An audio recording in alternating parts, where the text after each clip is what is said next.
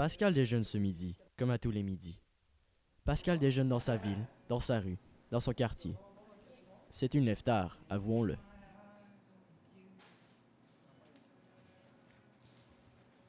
Pascal est de celles qui aiment savourer la ville dans tous ses raccoins. Pascal est de celles qui savent ce qui se trouve sur la rue Saint-Joseph. Le café Roma. Café, croissant, journée de soleil.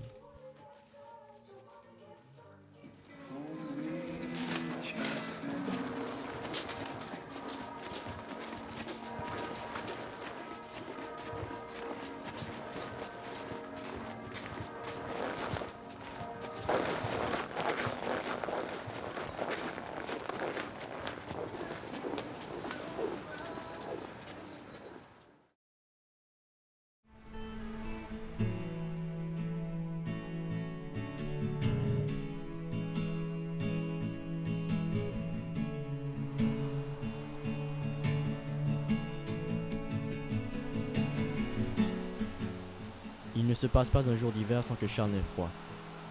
Il est un de ceux qui se retrouvent, chaque jour, à vivre là où la vie les mène. Un nomade, errant dans ce qu'il connaît mieux que le fond de sa poche, sa ville. Pour Charles, la ville n'est pas sur cette carte postale ou sur cette magnifique photo. Elle est ici, solide sous son corps engourdi. En voilà un qui sait plus que tout ce que signifie la ville dans tous ses états.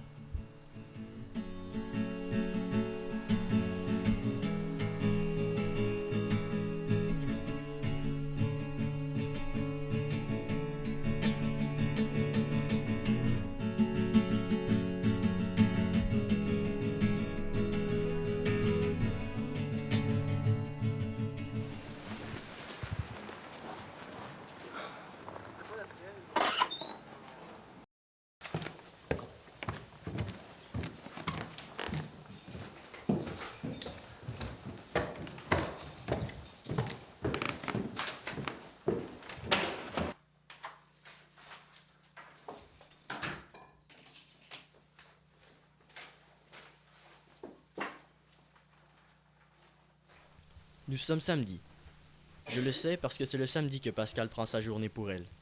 Pas de boulot, pas d'école et pas de copains.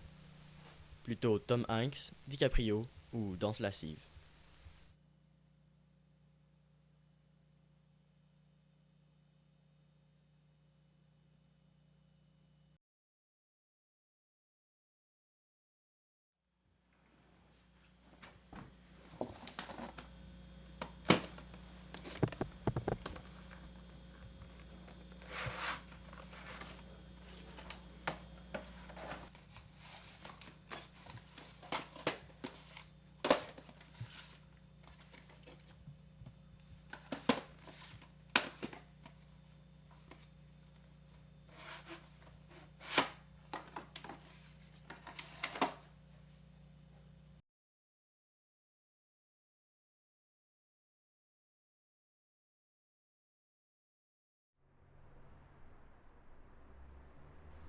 Benoît Lefebvre, président-directeur général d'une quelconque compagnie célèbre.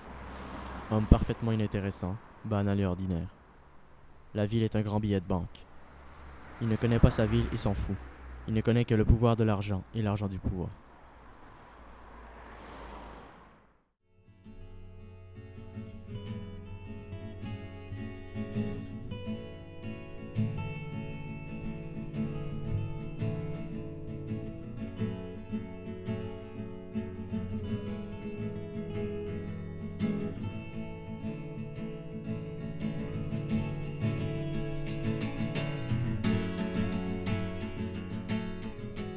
Comme si, tout à coup, le temps n'avait plus d'importance.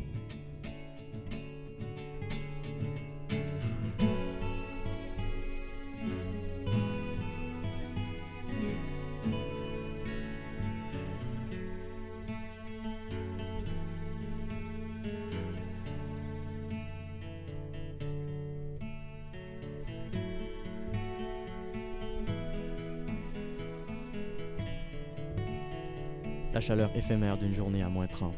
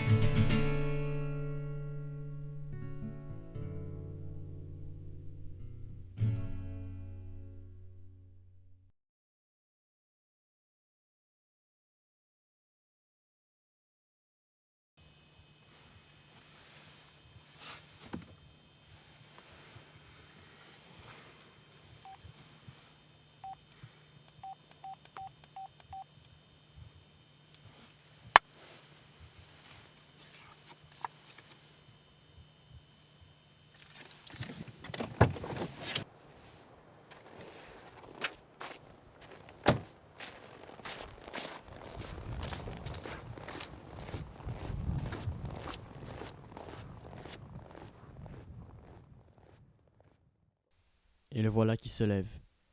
Il renaît de ses cendres pour affronter son Goliath.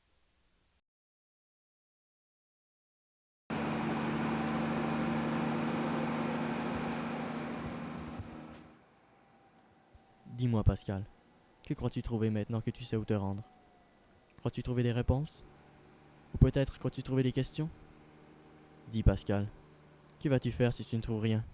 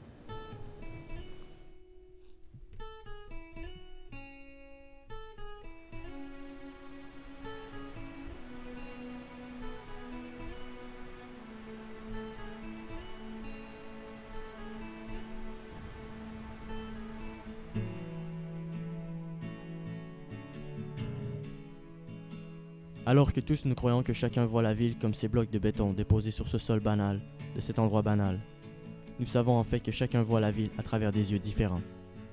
Des yeux qui ont vu défiler des souvenirs. Et chaque souvenir est différent.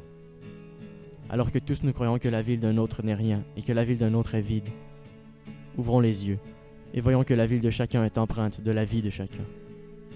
Sachez, alors, que l'œil n'est pas un écran.